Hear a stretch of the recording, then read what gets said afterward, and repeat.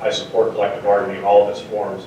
I want to advocate for public safety, for property values, and for constitutional private property rights. And all of these things are threatened by Sunoco's proposed project. I was thinking this morning about the 2014 highly volatile liquid pipeline accident in Taiwan. Happened in 2014, resulted in, it was in a densely populated area. It was a delayed ignition accident. You may be familiar with this accident. It caused 32 fatalities and an additional 321 injuries. That was a 4-inch pipeline, Mr. Chairman. With respect, though, to Sunoco's record, Sunoco's reported 296 leaks from its pipeline systems since 2006 alone. This is number one out of more than 2,000 pipeline operators tracked by the federal government. Sunoco's reported more leaks than any of them. So that is the result of the federal regulatory scheme upon Sunoco's operations. Many of these leaks have occurred in Pennsylvania. Many of them have occurred right here in southeast Pennsylvania. In recent memory, Sunoco's had 3 hazardous liquids leaks in Edgemont Township, the most recent of which was discovered by a landowner in April 2015. I'm sure you recall the massive leak in what's now called the John Hines National Wildlife Refuge. And Sunoco's last rupture of a pipeline was in Williamsport, Pennsylvania, on October 21st, 2016. Sunoco spilled a self-reported 55,000 gallons of gasoline into a tributary of the Susquehanna River. That was not Sunoco's first leak on that particular site. In fact, Mr. Chairman, it was their 4th. With respect to the actions of Sunoco that led to its DEP E&S permits being suspended on January 3rd, there was a pattern of construction accidents leading to leaks of industrial waste into waterways and wetlands of the Commonwealth, including in Delaware County.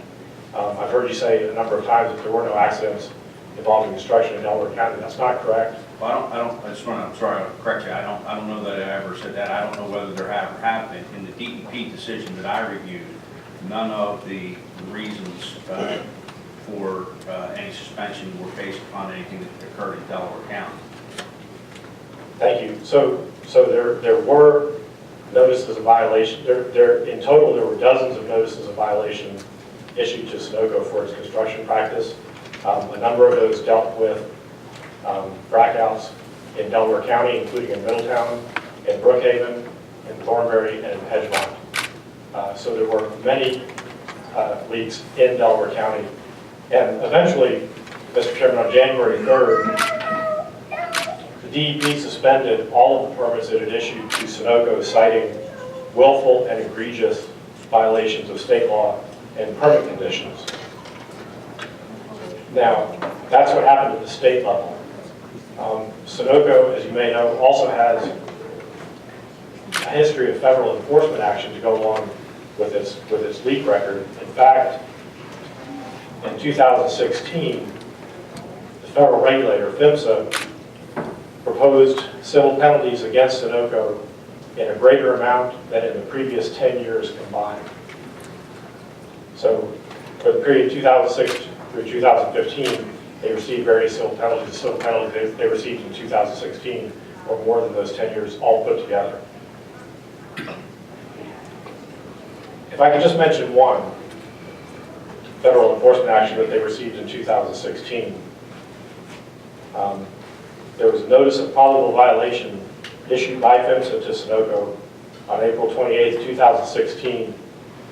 The federal government alleged that Sunoco used unqualified welders and an unqualified welding procedure on the Permian Express 2 pipeline that was building in Texas. From the notice of probable violation, the federal government said, in addition to the errant welder testing practices and inadequate documentation, Sunoco did not provide sufficient supervision and control related to these practices and allowed the unqualified welders to make several thousand welds on the PEX 2 construction project. Upon discovery of these errant practices, Sunoco attempted to qualify the welders by retesting them after the fact. While this is not consistent with the requirements of the Federal Safety Rule, Part 195, It is even more problematic that some of these welders who had already made production welds on the PEX 2 pipeline failed to pass the retest, and in some cases failed multiple qualification attempts. Sunoco put this pipeline into operation regardless, or despite this notice of probable violation. It promptly leaked, Mr. Chairman, 360,000 gallons of hazardous liquids in a place called Sweetwater, Texas. They have to come up with a different name.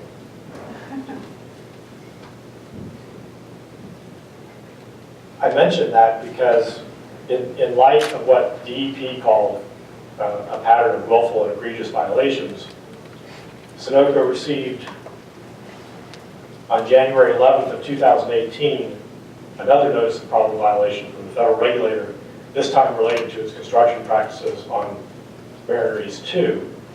And from this most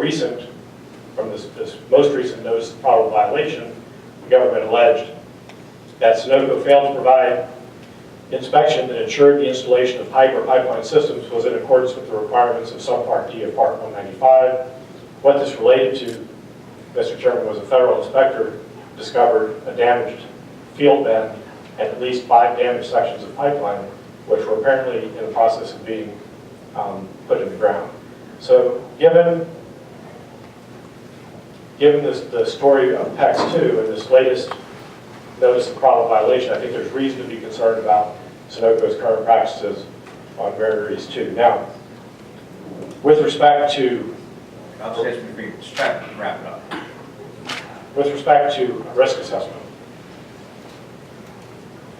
Richard Kupowitz, a pipeline safety expert often quoted by Sunoco, addressed the importance of public participation in the production of a risk assessment. Mr. Kupowitz opines that the public is in a good position to understand the risks being imposed upon it and is in a good position to provide input to a risk assessment. So I would urge you to consider the production of a risk assessment that includes the public in the construction of an RFP and the procurement of the risk assessment.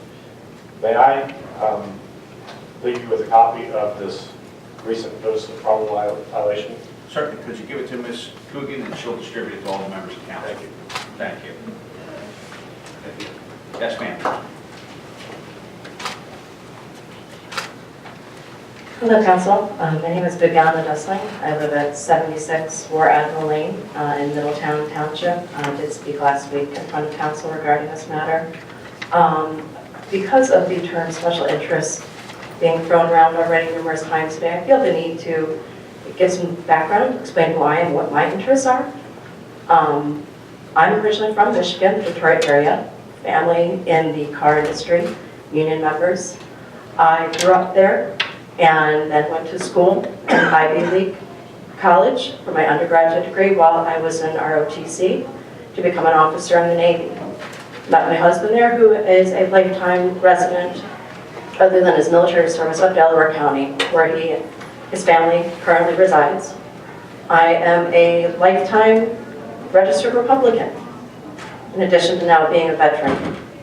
I consider myself an educated woman, and I am coming to you on this matter because where my interests lie now. It is not tied to party, it is not tied to any special interest group other than my children and my community. And I find it highly offensive that that term is being thrown around today in reference to this process. This needs to be as public a process as possible. There is no reason it cannot be completely public, because that is where the interests lie, and the public is who is being asked to accept the risk.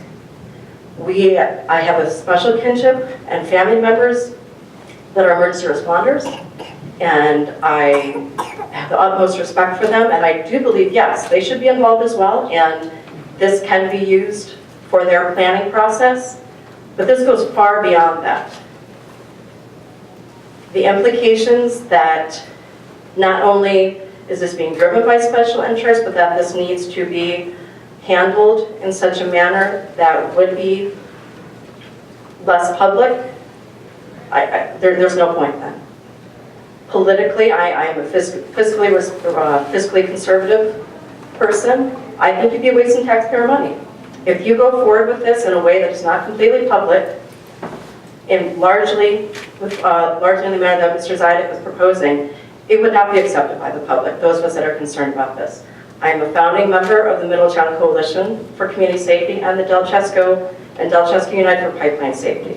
I gave you my background. These are groups that are diverse politically, from not just politics, but our professions, our families, where we come from, where we live in this area. They are diverse groups. They are not special interest groups. We represent the public and those of us who have spent a considerable amount of our time educating ourselves on this project. I've been involved in this since 2016 and have sacrificed many hours of my family educating myself on this project to help eliminate any chance that what I'm learning is being tainted by so-called special interest group, and using publicly available information, but checking it and communicating with the different agencies, from the townships to the governor, to the PUC, PHMSA, everybody on this.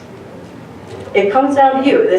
I am thankful that county council does seem to be accepting their obligation to assess the risk of this project, but this comes down to you to do it in a public manner. I don't think anybody suggested it not be done in a public manner. Well, by your implication of who is to conduct, as far as who would be represented on the committee, and that doing it in such a manner that Mr. Zidek was proposing would be involving special interest groups, that is what I take issue with. I didn't suggest that anybody do it in a less public manner or hide it away, and I also have suggested, again, I suggested tasking the local emergency planning commission. I didn't suggest about any structure about who would be involved. As I said, it would not be drafted by government members on the local emergency planning commission. So I can try to dissuade you of that. If I didn't say it that way, I apologize, but it would not be something that would be conducted behind closed doors. Those would be public meetings that people would participate in. And again, I would expect there would be community participation by anybody, by any individual, by any group, by local agencies and government. So that is not what's being suggested, but I appreciate very much your remark. And I appreciate the clarification. I would hope that yourself and Mr. Zidek can reach a meeting of the minds on this to combine the two, because I see his proposal in the back, and I was able to review it ahead of time, and it is very much in line with what the concerned public is looking for on this. And to further clarify, we are not concerned due to any questioning of the quality of work our local union members will do on this and have done on this project. I'm very much in support of unions, and largely issues that have happened with the Sunoco project involving work was due to non-union workers.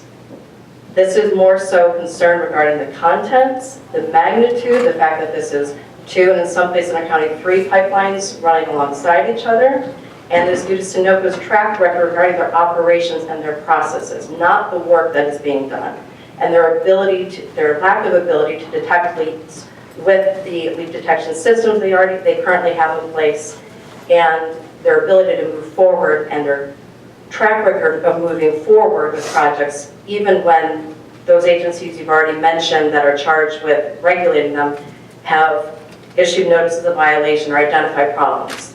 That is part of our concern as well. Thank you. Thank you.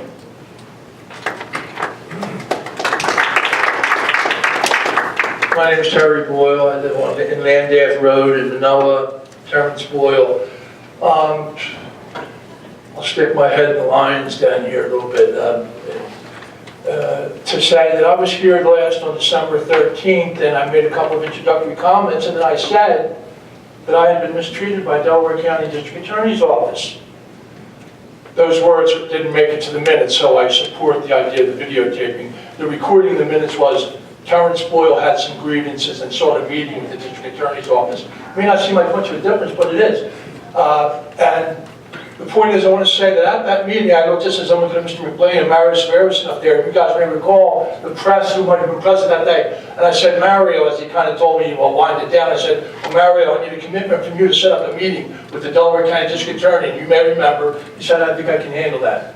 It was a send off and all. So I met with Mr. Wheel and Mr. Ryan after the meeting, and they committed to doing a meeting. Then I followed up about a week. We thought we might get to, in the new year, for that meeting to happen. We were getting your Christmas call. And so I called CID Ryan about a week later, reconfirmed. And all of a sudden we got a call, maybe earlier this week, something about impediments to the meeting, not really wanting to have the meeting. I just want to report back from the front line in front of you good people. I had a meeting committed to, now I have a meeting that they're attempting to rescind. I have some documentation that I provided Delaware County District Attorney and Chester County District Attorney. I don't know if that could be entered into the minutes. I would like to, and I'd like to have it distributed to you, all the board members present, as well as some attachments that were part of this, that I will email you separately that were part of this, that are listed on this 2-page document. And I would ask you to help me now get the meeting with Delaware County District Attorney. I want to say, by way of saying to you as an FYI, next to the pipeline, the biggest elephant in the living room right now is probate. There's more money in the probate arena because all the baby boomers' parents are at the age of moving on. My father died a few years ago. All of our parents are at that age. Not everybody's I hate to use the term, Donald Trump. That sounds like a high-class problem, but it doesn't. Parents can work a lifetime, and there can be a couple, $300,000 in an estate if there's a house. And I'm telling you that the probate arena is such that there's a lot of exploitation, and we were exploited by Delaware County District Attorney, and such that what happens is, I would say what happens is people can become exploited, and I'm talking about seniors, families, non-insiders. The easy scheme is simply this, and it's not nobody that's the state settlement, but it can be very painful when it happens. You can get an estate attorney who may have had some influence, may have been a magistrate. They get into the orphans court, which is the normal course that the public might have if they have any concerns about what's going on. And often there, what you have is often the orphans court judges, not all, it can happen when the orphans court judges know the estate attorneys, so they turn a blind eye to all the criminality. Seeing is believing, and the attachments I have itemized in 2 attachments that were provided. There's a motion and a set of objections that went to D.A. Whelan's office and went to Chester County DA's office. So why am I getting a call this week from the DA office to attempt to sort of, maybe attempt to get the meeting off the radar on the basis that it isn't their jurisdiction? Well, the material had been provided to Delaware County DA, and they hadn't even assigned a detective to it. You can't say on the one hand, no meeting, not our jurisdiction, and on the other hand, have assigned a detective to them. So it looks like a convenient out, because I believe that the documentation shows questions that need to be answered. And we're all on the same team. I mean, because our seniors, we want to have the estate settlement process to be a reliable process. Mr. Boyle, why don't we do this? I'll invite you, if you want to give to Ms. Coogan a copy of whatever documents you have, you're happy to look. I will contact, if you email me, I'll contact Detective Ryan. I don't know the reason why they would or wouldn't want to meet with you. I don't, I really don't know yet the basis of whatever your issues or problems are. Fair enough. But there may be reasons for... We'll interact, Mr. McLean. Well, there may be reasons, but what I would at least have recourse with you, if you will never know whether what they say really constitutes validity, so I won't have a way to let you know, so that we can all know what, as I said at the last meeting, what might be offered as reasons, but are really not legitimate reasons.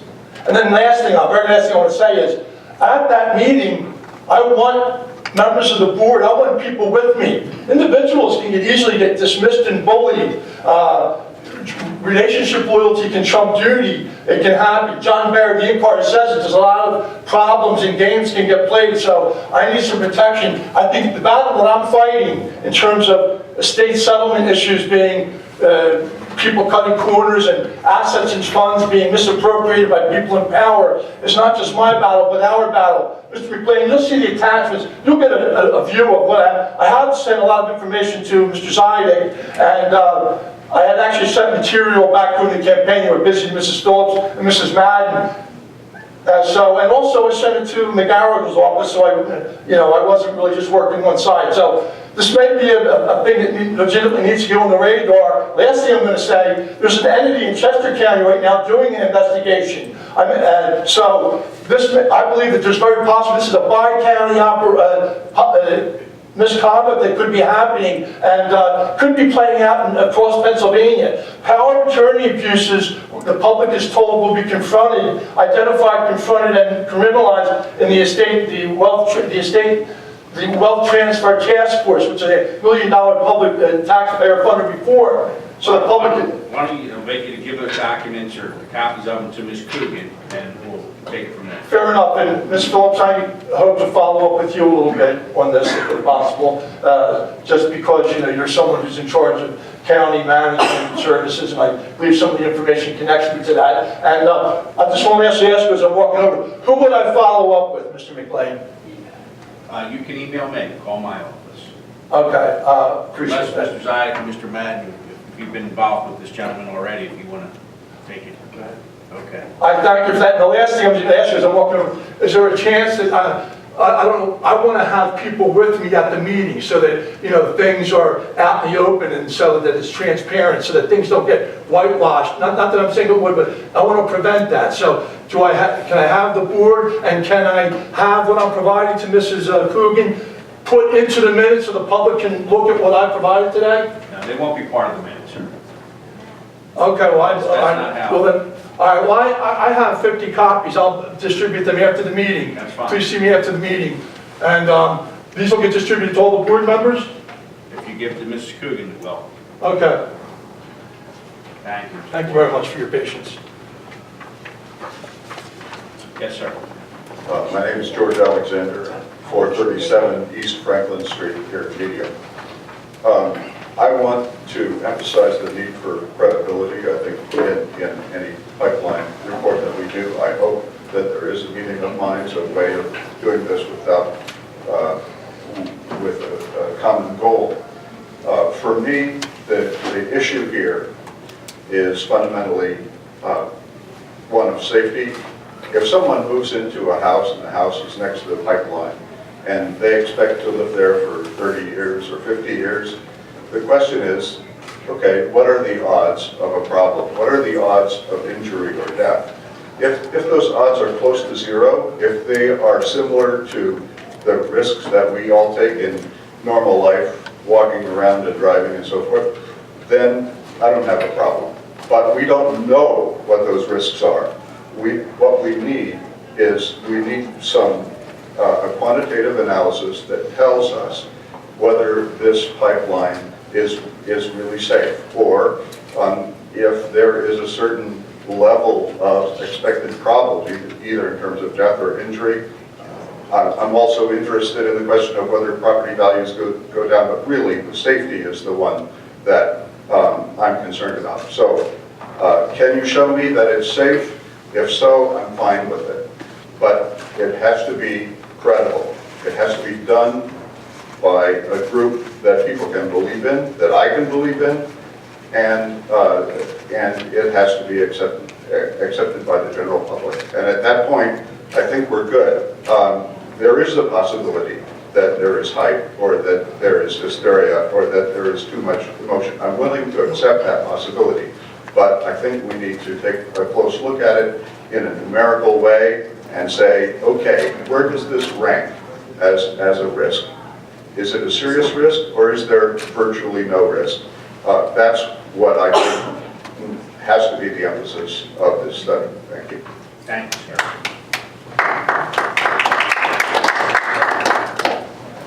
Hi, I'll be brief. My name is Jeff Koenig, and I live on Cool Valley Lane in Media. The reason that I'm here today is I am also on the school board of the Rose Tree Media School District, and we obviously have a lot of interest in this pipeline as it goes close to Glenwood Elementary School. So it does not go on our school property, but it goes close enough that it's raised concern by a lot of members of our community. We want to make sure we have an environment where our students and our staff feel safe. So a risk assessment is really necessary for that to happen. to be honest, I was hoping I would have been able to walk out today and say, yes, they voted to do the risk assessment, but I understand that the quality of this risk assessment is paramount. So to tell you the truth, I'm okay that you tabled it, and I just hope that you will work together and come up with a risk assessment that we can all, quite frankly, be proud of. You know, there's a lot of counties throughout the state that are having the same issue throughout the United States, and I'm hoping that the risk assessment that I hope you will approve in the very near future will be a state-of-the-art risk assessment that others will look to. I'm, as a fiscally conservative person, I hope I normally keep an eye on the budget, but this is one where I hope that you will really, quite frankly, spare no expense and get this done right and get the right people on the committee and do an outstanding job. So, thank you.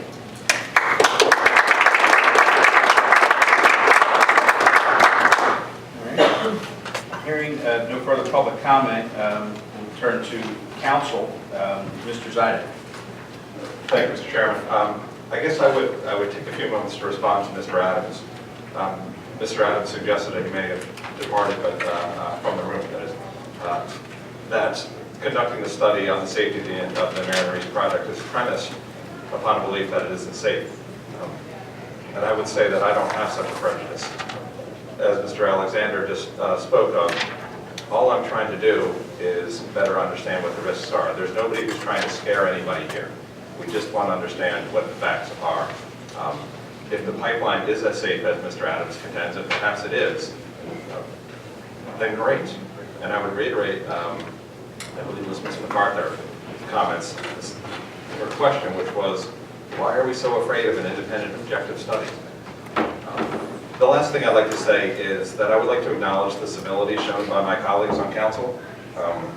You know, we can disagree and still act professionally and respectfully to one another, and I want to acknowledge the fact that throughout today's discussion and those that have occurred over the past few weeks, I think that's always been present, so I want to thank my colleagues on council. Thank you, Mr. Zidek. Mr. Matt. Thank you, Mr. Chairman. When we started this term in office as a five-person council here, we spoke a lot about this being an opportunity to create a model for bipartisan functioning government. Government that invites the public to participate in a constructive manner, acknowledges that we as a five-person council are only 5 sets of eyes and ears and 5 minds, but that we gain more from building a model for democracy that doesn't just happen at election day, but happens all those days in between. We took some major steps today, and I want to again recognize the work of my colleagues in making that happen, in striving for transparency, not allowing the past to be sort of what dictates what we do going forward. And the very last thing, I will keep this brief. This issue of the pipeline, I believe, is an extraordinary opportunity for us as a council to further that ambition that we have on the parts of us to show a model for tackling an issue that has been a source of tremendous interest and tremendous emotion on many sides of it, to put aside emotion and to invite a path forward that is data-driven and independent and transparent. And I think that's what we talked about today, finding a way forward that accomplishes that. Thank you, Mr. Chairman. Thank you. Mr. Cole. Mr. Chairman, I have nothing tonight, thank you. Ms. Marone. Mr. Chairman, I'd just like to add one comment on the pipeline conversation. You know, I strongly believe in the work that our local emergency group has done on this work in the past, and the plan that they're putting together at this point in time. I fully believe that they've been fully transparent and involved community members at all levels, and I would expect and see that even in this plan that guidance has been very participative in nature. So I believe in the people that we have in the county that respond to these types of events if they are to occur, and the fact that they are planning and prepared for emergencies that we would expect never to happen based on the safety of the pipelines that are installed throughout the county that exist already today. Thank you, Ms. Moran. I don't have anything further today, so is there a motion to adjourn? Mr. Chairman, I make a motion to adjourn. Is there a second to the motion? No one wants to adjourn? I will second the motion. All right, the motion. No pun intended. Is there any discussion on the motion? All those in favor say aye. Aye. Any opposed? The ayes have it. Thank you very much, everyone.